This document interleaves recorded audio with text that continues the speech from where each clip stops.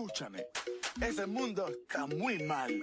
La vida bajo el mar es mucho mejor que... Bitxito maitiak, zemo zaudete? Ni naiz... Oh! Ez dut esango nire izena.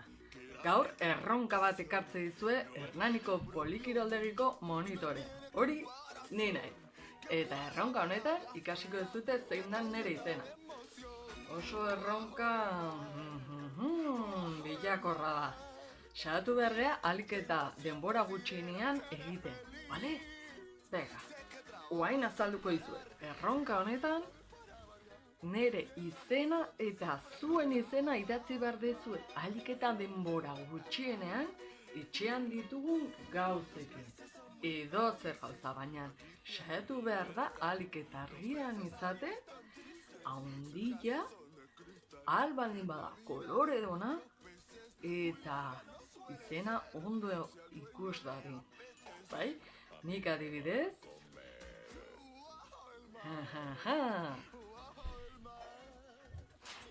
Nere laguntzailea erabiliko da. Hasiko gara.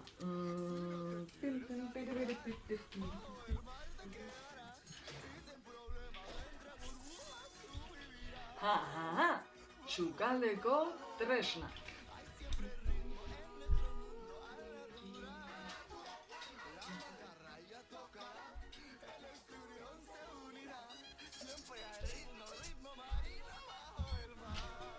Urrengo letra egiteko, euria, aterkia.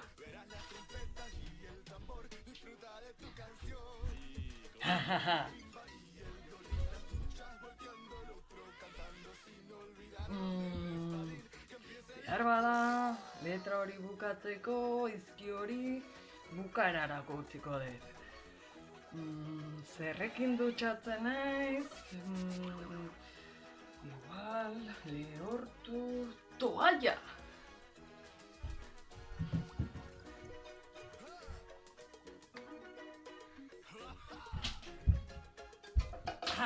Txurrito bat egingo dit.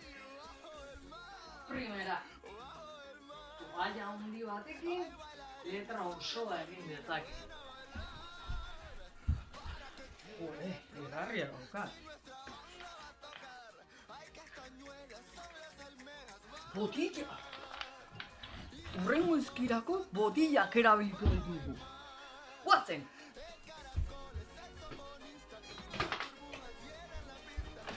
Honekin nahiko? Probatuko dugu.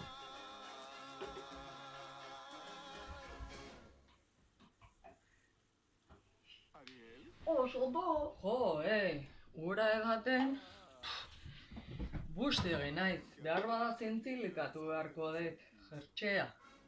Zintzilikatu! Pintzak!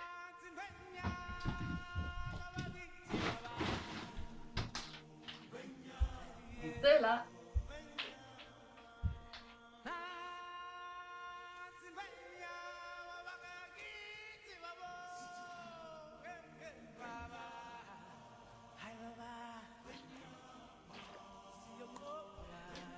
Azkena eginda. Aiba, ahaztu zait dizki baten detailetxo bat. Eske hori gabe ez da oso ondo ulertzen. Ya está.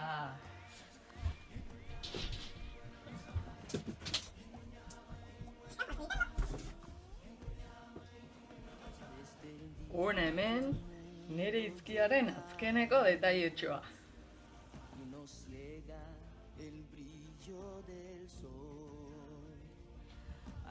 Baina animalia ez dakagu denok. Orduan... kuxin bat.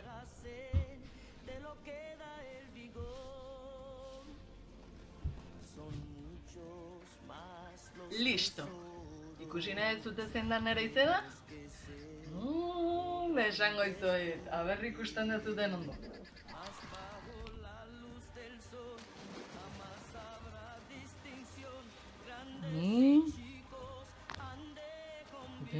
Bueno, txikik, zemuz atera zaizue.